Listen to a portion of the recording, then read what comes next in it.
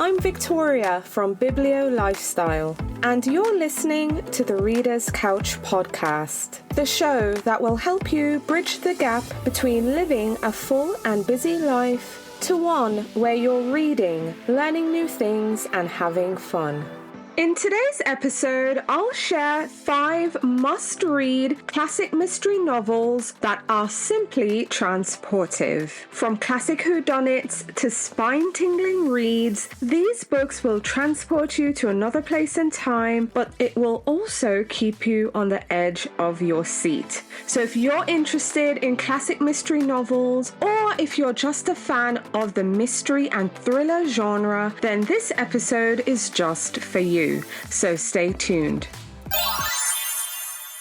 Hi readers, welcome again to the Reader's Couch. I'm your host, Victoria Wood, and in today's episode, I'm sharing my top 5 picks for must-read classic mystery novels. Now, I have to say, before I even get into the books, I don't know why I do this to myself. It's always super hard just narrowing a handful of books that are must-reads and that you feel fans of the genre, mystery and thriller genre, should read. So I have to say, I put quite a bit of pressure on myself, but I'm really excited about all the 5 books here on my list. I'm also excited to just kind of talk a bit about the mystery, specifically the classic mystery novels genre. Personally, I'm a big fan. I often say my grandmother, she introduced me to a lot of mystery books.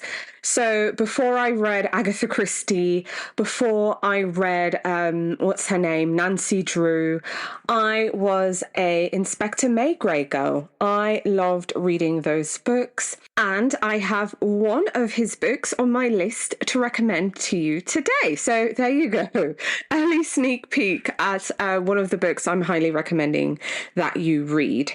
But before we get into the books, let's talk a bit about classic mystery novels. I'm really curious about the books that come to mind for you. When you think classic mystery, you know, what books or what author pops up? You know, just drop me an email, send me a DM. If you're subscribed to the newsletter, just hit reply to the last one you have and just say, hey, Victoria, these are the authors I think of, or these are the books I think of, because I'm really curious to know. I think classic is subjective, even though I know it's kind of tethered to time and how well it has stood the test of time and how much people appreciate it. But I think we're also in a time when we're really trying to find those underrepresented books, underrepresented voices, but also those, hidden gems, those books that folks might not know about, but they're really good. So I want to hear from you. Tell me about the authors and the books that you think of when you think of classic mystery novels. So anyways, when I think of, classic mystery novel, I think of Agatha Christie. I really do. I know folks would say, well, what was the best mystery novel of all time? I think that's completely subjective to readers. I know folks think of, like I said, Agatha Christie. They think of Arthur Conan Doyle. Who else? In modern times, how about contemporary? I feel when folks talk about like those mystery books or even thrillers, because sometimes you have mystery thriller, I often see folks trying to compare to Gone Girl by Gillian Flynn. Do you consider that a mystery? I'm not so sure there. But I think what we're looking for is a book that has a good plot, compelling characters, and of course, those unpredictable twists. Now, the one thing I do know Agatha Christie holds the title for is let me rephrase that. She's known for best-selling mystery novels of all time. So if you're looking for, okay, what book has outsold the others? Hands down, it's Agatha Christie. And when people think of Agatha Christie, first book comes to mind for most is Murder on the Orient Express. And then They Were None did really well. So, those are those 2 books that I think most people know about and are probably the most well-sold books. But what I also want to know from you is, who is the best detective? So when you think of a detective novel, who is the best detective in a book, but also what is the best detective novel? Now, I feel when people think about best detective novels, they think of the Sherlock Holmes books by Arthur Conan Doyle. I think for some reason that's at the top of the list. I also think Umberto Eco, people think of him as well. The Name of the Rose, I think, is the name of that book. And who else? Who else do they think about? I think those two are what really come to mind. But famous detective. So that's a character. I have to say, I think it's Sherlock Holmes. I really do. Just iconic detective in terms of just the character itself. So yeah, so those are just my thoughts, just some background on classic mystery books. So if we're thinking famous writer who sold the most books, Agatha Christie. But when you think of top of mind in culture, people think Sherlock Holmes. So yeah, it's quite interesting just to know what comes to mind for readers when they think of classic mystery authors. So anyway, enough of me chatting away. Let's get into the books so I can share with you 5 classic mysteries I think everyone should read. And I think I might share a bonus. now that I've been thinking about it. So, alrighty, let's get to the books. Okay, so book 1 on my list is, of course, by the Queen herself, Agatha Christie. I'm recommending And Then There Were None. I truly believe, if you're new to Christie, if you haven't read Christie yet, which if you haven't, it's okay. But, let's get to it. I think you should read And Then There Were None. I think it's a great starting point. It's considered one of the best mystery novels of all time. And of course, it's by the Queen of Crime herself. So I think this is a must-read for any mystery lover. And this book is set on a secluded island. And there are 10 strangers. They're invited for a weekend getaway. But then they find themselves in this, conundrum. They start to be murdered one by one. And of course, who's doing it? So essentially you're reading to find out who is doing this. I think the plot is just, it's very well done. There's an unexpected twist.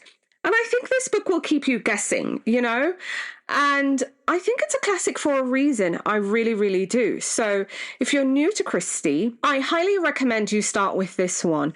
So the next time you're in a mood for a mystery, consider picking up And Then There Were None by Agatha Christie. Okay, book 2 on the list is by Arthur Conan Doyle, because of course I feel no mystery list would be complete without a Sherlock Holmes novel. So the book I'm recommending is The Hound of the Baskervilles by Arthur Conan Doyle. So this is where I feel Sherlock Holmes and his trusted sidekick, Dr. Watson, shine. So in this book, they're investigating a mysterious curse that has plagued the Baskerville family for generations. Now, I love me an eerie Gothic book. If you've been listening to the podcast for some time, if you get my newsletters, I love me some Gothic atmospheric fiction. I live for those books where, the atmosphere is just incredibly well drawn, and you will get that here. So you can expect an eerie setting. It's set in Devonshire, where the moors are just desolate, and it really takes you to the heart of the mystery, and it keeps you going. It keeps you turning the pages. And the cause of this mystery is allegedly caused by this mysterious supernatural hound. So if you're looking for a mystery novel that's incredibly atmospheric, it has those clever plot twists, then I think this book is perfect for any mystery fan. So again, I think what sets this apart is definitely the setting. So I highly recommend, if you're looking for a book that will truly transport you, pick up a copy of The Hound of the Baskervilles by Arthur Conan Doyle. Book 3 on the list is The Moonstone by Wilkie Collins. Now, The Moonstone is one of those early detective novels, and I think this is just a must read for fans of the mystery genre. Now, this is set in Victorian England, and the story revolves around the theft of a valuable diamond and the subsequent investigation to uncover who the culprit is. Now, I love a book that has multiple narrators, and this is one of those books. So you're getting multiple point of views, you're getting a complex plot, and I think the mystery will keep you guessing right up until the very end. Now, I know folks often recommend The Woman in White, and I love that one too. But I feel more people know The Woman in White and less know about The Moonstone. I think both are just very good, highly recommend, you should read. But if you're going to pick one, pick The Moonstone, especially if you're having a conversation with someone who's also very literary. Odds are they'll talk about The Woman in White. So if you want to be different, talk about The Moonstone. And I think it's a really good representation of Wilkie Collins. I love both books.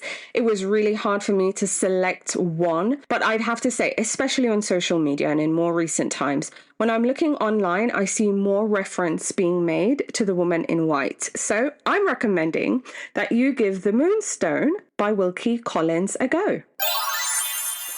All right, book 4 on the list is an ode to my nan who introduced me to this fabulous author, but more importantly, an amazing detective, because I am a fan. Now, I don't have all the books, but I did order the 2 Folio Society sets. I don't think book 1 is, set 1, is available, but set 2 is, where they've selected a few of the books that feature this detective and just, kind of put them together. And the author I'm talking about is Georges Simenon, and the detective in question is Inspector Maigret. Now, the book I'm going to recommend, because I think this is a good entry point, because I really want to give you a good story that hopefully will captivate you. So the book I'm recommending is Maigret and the Saturday Caller by Georges Simenon. Now, this is your classic detective mystery novel, and at the center is the famous French detective Jules Maigret. Now, in this book, Maigret is trying to solve the murder of a distraught Saturday caller, and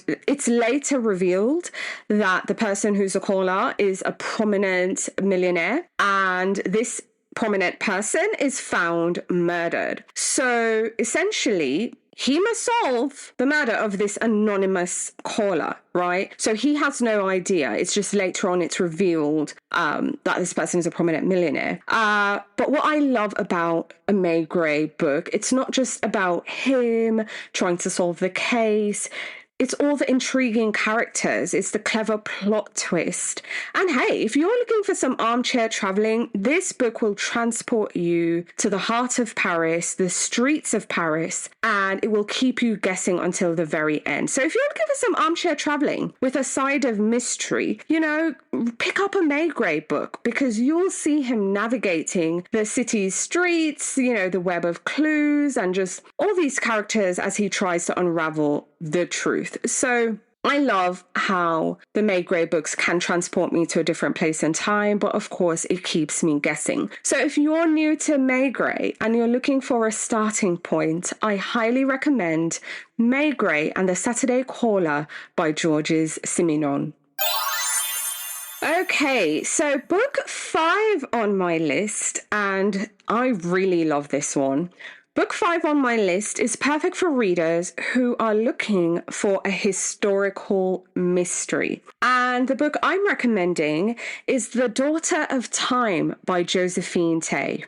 Now, this is a really, really good mystery, and I love when mystery mixes with history. So I love historical anything, and this is a historical mystery, but it's also investigating a real life mystery that happened, you know? So kind of having, what do you call it? When we don't have enough information with history, then fiction kind of tries to fill in those gaps. Yes, that's what's happening here. And I think this is a unique mystery, and it's taking a look at one of history's most infamous mysteries. But before I get too ahead of myself, because I'm really excited, I love this one, let me calm down and back it up. Okay, so the novel, The Daughter of Time by Josephine Tey, the protagonist in this book is an inspector, and he is in hospital. I don't remember why. I think he had a broken arm or a broken leg or something. I don't remember that bit, but that is our narrator, right? Who is stuck in the hospital and is in the hospital for quite a bit of time. So in order to pass the time, he decides, well, let me go investigate this centuries-old case. Because, I mean, yeah, what else are you going to do when you have all this time? So the case that he decides to investigate is the case of the princes in the tower. Now, this is a real-life mystery going back to the reign of King Richard III. Now, if you're not familiar with that mystery, this is what happened. So, all right, how do I summarize this? Okay, so essentially, right, you had this king, King Edward, I think it was the fourth, yes, and he has two sons. So it would have been what now? King Edward, well, not King, Edward the Fifth, and his younger brother, I don't remember the name, Edward, or no, he's Edward. So I think the other one was Richard. Yes, so these two brothers, they were heirs to the throne. So now the dad dies, who's Edward the Fourth. So Edward the Fifth is the one who's supposed to ascend, right? However, their uncle or some relative comes in before the coronation could occur of the new King Edward V, which, by the way, they were like teenagers, just so you know, like early tweens. So it's not like adults, so to say. And they were sent, when the uncle came, to live in the tower. And that was the last time anyone has ever seen them. So before the king could be crowned, the teen that I'm telling you about, Edward V, they are declared illegitimate, cannot ascend the crown. So then now some other person in the lineage ascends and becomes Richard III, right? No one knows what happened to the two princes. The last sighting of them was in the tower. Common myth is saying, well, they were murdered, you know, and the murder was commissioned by Richard III, so that he could ascend to the throne. You see what I'm saying? So, you know, these are all kinds of things that were happening back in the day. This was in like the 1400s, just to give you context. So back to the actual novel that I'm recommending. So this inspector who's nursing the leg decides to investigate this real life mystery. Now, remember, this happened in the 1400s. So I don't want to say there's not much to go on, because the book is built on there's quite a bit to go on. But instead of actual physical evidence that one normal detective novels and mysteries try to search for, our inspector decides to rely on the historical record. And he uses this to kind of piece together the puzzle. Now, I give all credit to the author because I think she did an amazing job of blending history and fiction and just, you know, filling in those bits that obviously, like I said, you know, we don't have complete answers. So I really enjoyed it. I think at the time, the book also challenged how reliable the historical record is, which, I mean, we all know, you know, the record isn't all that squared away. So as a reader, as you're reading, you're starting to question that and all these good things. But anyways, I think it's a really good mystery. So if you're looking for something that's historical with a bit of mystery, you want to be transported back in time. If you're a fan of all the royal drama, because if you think royal drama is present day, hey, listen, this goes back way when. So so I highly recommend The Daughter of Time by Josephine Tey. Okay, so I shared 5 books, but I think I mentioned at the top I was thinking of another book, so I might mention a bonus. And I was, because I'm sitting here, I have books in front of me, and I glanced in the corner of my eye a book that I thought was worthy of being mentioned. So the bonus book, so I guess ultimately, even though the episode is entitled 5 books, if you listen this far, you will get an extra 6th book. So the next book I'm recommending is The Devil's Flute Murders by Seishi Yokomizo. And odds are I am butchering the name, so sincere apologies. I mean no disrespect, I promise. But I really enjoyed this book, and I just spied it out the corner of my eye. It's always tough when I'm trying to make a little bite-sized list to kind of give you guys some good recommendations. But yeah, I really enjoyed this book. I think this is a classic. It's incredibly compelling.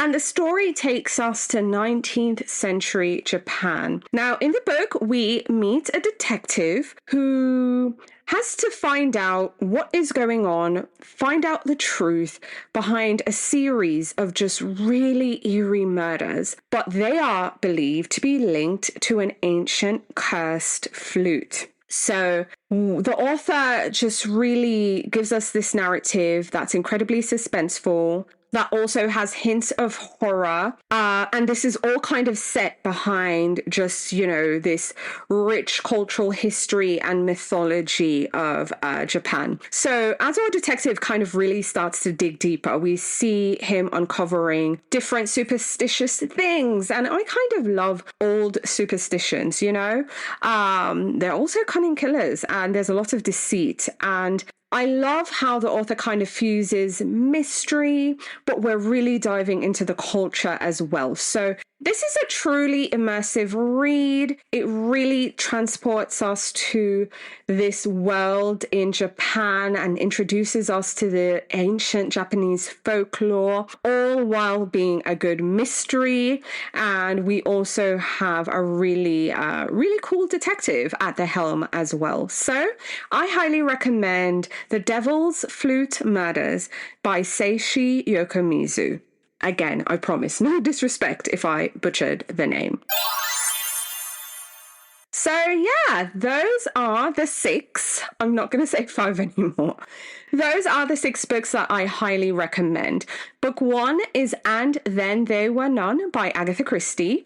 2, The Hound of the Baskervilles by Arthur Conan Doyle. 3, The Moonstone by Wilkie Collins. 4, May Gray and the Saturday Caller by Georges Simeon. 5, The Daughter of Time by Josephine Tey. And 6, The Devil's Flute Murders by Seishi Yokomizo. So, again, there you have it. Those are my 5 plus bonus 1, 6 picks for classic mystery novels that I think are incredibly transportive. So, whether you're a seasoned mystery fan or you're just starting to kind of really dive into the world of classic mysteries, I think these novels are just guaranteed to kind of keep you turning the page and keep you interested until the very end. So I hope you'll pick up one of these classic mystery novels and get lost in their gripping and page-turning stories. So readers, as always, thanks for being here, thanks for listening, and I'm looking forward to chatting with you again soon. Bye for now. Thank you so much for listening to the Reader's Couch podcast. Please subscribe to the show, share it with a friend, and take a few seconds to leave a rating and review. Until next time, stay lounging, stay reading, and whenever you're in doubt, go straight to your local bookstore or library. Thanks again for listening, and happy reading.